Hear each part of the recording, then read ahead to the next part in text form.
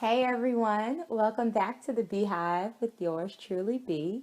A couple weeks ago, we asked ourselves if our dreams were redefined in our pursuit of financial stability. Then, a couple weeks forward, we further explored if in fact these dreams are challenged or threaten to be redefined on the journey. So, while rummaging through that wasteland or navigating through life, what resources would we salvage? And we spoke about salvaging love, truth, and spirit. So this week, I want to examine a third pillar of the journey. So we have our dreams that may be challenged or threatened to be redefined, but can be preserved in self love, confidence, and self identification, which are affirmed, as we spoke about, as we salvage the spirit, truth, and love. So we affirm all this, right? But still feel as though we might fail. So I'm asking, does our lack of commitment due to our perception of interest and commitment make the fear of failure appear as a natural instinct? Loaded question. I know. I had to break down the question in my own mind. Like, what are you asking? So, all right, let's break down the question. And I think we can do that by beginning to talk about interest and commitments, right? Because interest and commitments are two different things. Like you can like something and then you can be committed to the evolution of that thing which you like, right? So I actually believe, okay, we're going to backtrack. I believe this question is asking or prompting us to reevaluate our first topic or our first inquiry, and that was about dreams.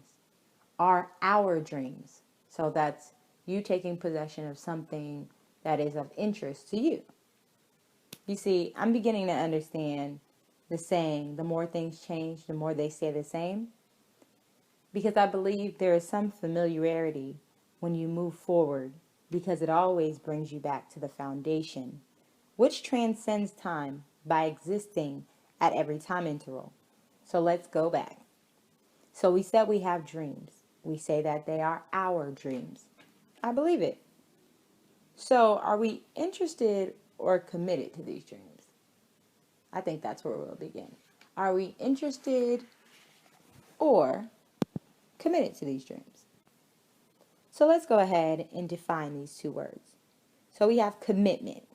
And commitment can be defined as the state or quality of being dedicated to a cause, a promise to do or give something, a promise to be loyal to someone or something. Okay, so we have commitment. Now let's look at interest. Interest, a feeling of wanting to learn more about something or to be involved in something. So we have the initial desire or the initial want or the initial need, and we can call that interest. So I do believe that we have to be interested in something to be committed, but I think we have to differentiate between the two when we're asking ourselves questions such as, are our dreams being redefined? Well, can your dream be redefined if you're not committed to it? Is it actually yours? Or is it just an illusion of a possession? So we look at those two words. And I think we might be bogged down a little bit when we think about commitment because it seems so heavy. Like, I have to do something, or such a structured thing. Commitment, such a structured thing. But I think if we can simplify it in our daily lives, we can simplify it, and that's just what I've been learning to do: simplicity. Like simplify, and again simplify, because commitment's not all that difficult. I simply say this to myself when I commit to something. All commitment is to me is saying, I will try again, and I will try again, and I will try again. And to me, that's success. Just being open to the process or the evolution of that which I am committed to. So all commitment is saying, I will try again. But I think it's really important for us to set that realistic goal. I will try again. I think we have these benchmarks and these goals that we want to reach, and when we fail to hit the mark, or when we fail to meet our own expectations, we begin to perceive failure before even trying.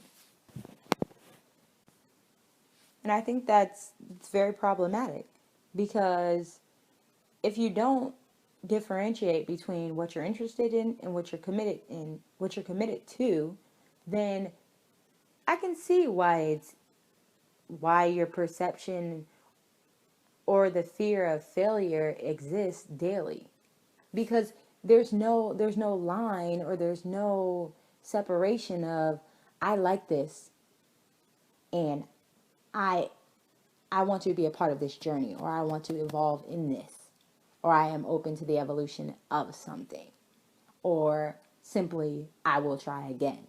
I think those are different things. So I think we have to ask ourselves, like, what are we interested in, and what are we committed to? But I think you can simply do that by just making a list of, I like this, I like this, I desire this, I need this. And as you make your list, go down your list and circle those things that you would like to be committed to. And you'll see, it's really interesting. I did it myself. It's very interesting. Everything that you like, you don't want to commit to. And I think if we get down to those things the bare necessities, those things that we really, our hearts desire, those things we would really like to commit to, which I believe those to be our dreams, our passions. And if we get down to that and we narrow down that list, or we simplify that list, I think we'll be able to focus more on a more realistic approach to, I guess, a shorter list of dreams and goals. And not saying that you have to have like just one goal in life or two goals, but I think we need to clarify in our own minds what what our commitments actually are to, and then be committed to that. So I think that that's where we begin with that inquiry. What do I like? What do I like? I think oftentimes we ask the question to others, what do you like? Or we ask the question, what do you desire? And what do you need? But when was the last time you asked yourself, what do you like?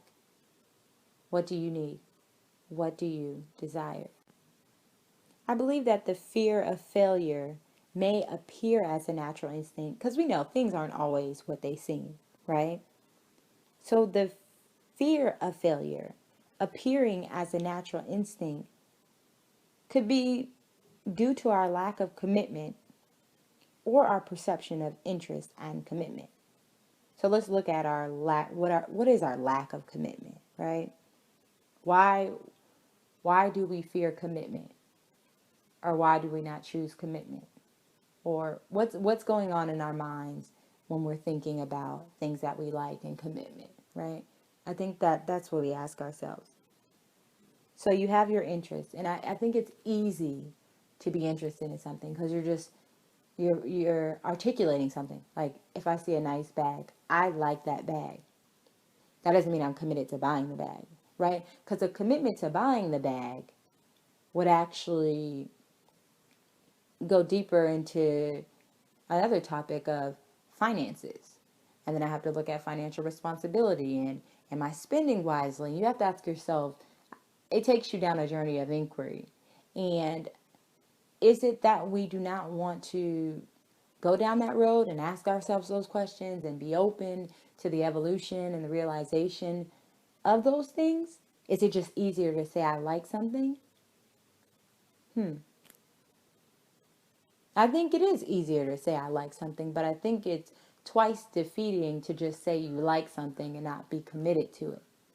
Because if you're not committed to it, then I think that's when the fear of failure becomes this repetitive affirmation in your mind.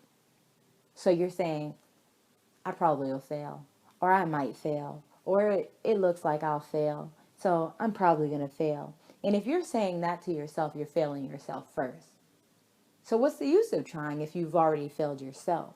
So I think that's why it's important to narrow down what our commitments are and to differentiate between interest and commitments, because if we don't, then we can be defeated solely on our perception. Our perception. The key word, perception. So if I perceive that there is failure in my future or in my near future or in my present, then it is. It is how I think it is. So I think we have to work on our perception and really clarify what we like and what we are interested in and what we are committed to. And once we narrow those things down and we get to the bottom of where our commitment lies, then I believe we can ask ourselves, are our dreams redefined, or are our dreams challenged? Are our dreams threatened? Because we know exactly what those dreams are. So again, I'll ask, does our lack of commitment or perception of interest and commitment make fear of failure appear as a natural instinct?